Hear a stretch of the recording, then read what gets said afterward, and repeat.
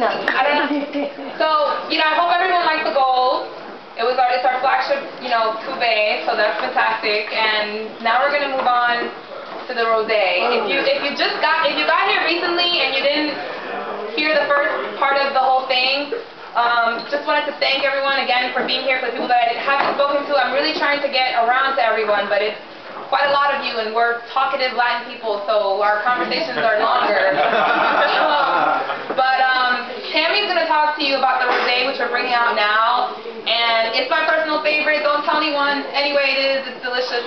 You're going to love it. Tammy will tell you all about it, and then we'll have Alex bring out some of the last hors d'oeuvres. So I'll leave it right to you. Great. So the rosé, Armand de Brignac, in this beautiful pink bottle, symbolizing the rosé inside. Rosé right now, as many of you know, is just very, very, very hot, period. And one of the things that's really interesting about rosé is that it's made from some of the most difficult, cranky grapes in the world. Pinot Meunier and Pinot Noir are very, very diva grapes. They're, oh my god, it's too hot, oh it's too cold, oh I don't want to And then on top of that, we're using only the best Pinot Meunier and Pinot Noir grapes in all of Champagne. So someone was asking earlier about, even though the Brut Gold is the one that got the #1 rating, that's your flagship thing, why are Blanc de Blanc and the rosé more expensive? And it really has to do with the fact that with this, there's about 60% Pinot Noir, 30% Pinot Meunier, and less than 10% Chardonnay in this blend. And to get those cranky grapes at that high level of quality from only the best vintages of Champagne, you're looking at a very small amount that you can purchase and a high cost of that purchase. So luckily for us, Jean-Jacques' particular soil and vineyards, they do very, very well with Pinot Noir and Pinot Meunier. That's why we're able to do in our rosé blend a little bit more than the average person and less than 10% Chardonnay. So one of the things that's really great, if you can't see in this light, but it has a very, very beautiful pale salmon color to the rosé. That comes from blending 10 to 11% of still old vine Pinot Noir into the assemblage. So the color comes actually from the Pinot Noir. So you take the grapes, the three things, and then right at the end they add just a little bit of that still Pinot Noir in before they ferment it the last time in the bottle. It's beautiful, delicate.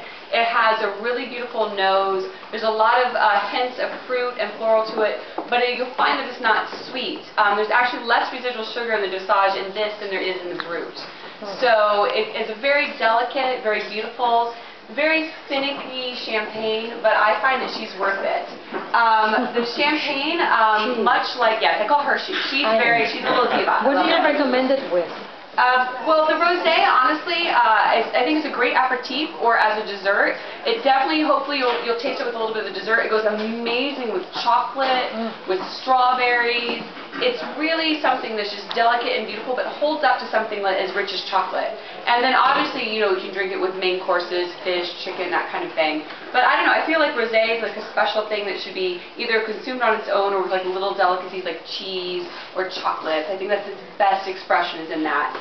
Yeah, for some reason I think of Armand Brut is very masculine. It's like yeasty, groshy. But she's all like, she's the she. Definitely. So that is the rosé, and then Alex will explain how he picked the desserts.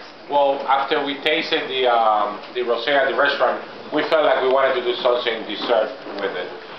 We did these buñuelos that we grated some orange zest into them, so they have this orangey scent to it, and then inside they're stuffed with this hot chocolate surprise. So we put the chocolate in chunks once we make it, but as we cook them, the chocolate becomes warm and it melts, so it should be a nice treat and a nice surprise.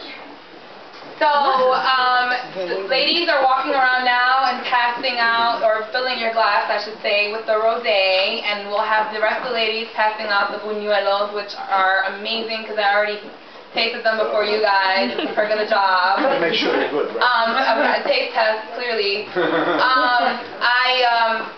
Again, if I haven't answered your questions, if you have any questions whatsoever, please do approach me. I'm here. I know everything that there is to know about the brand.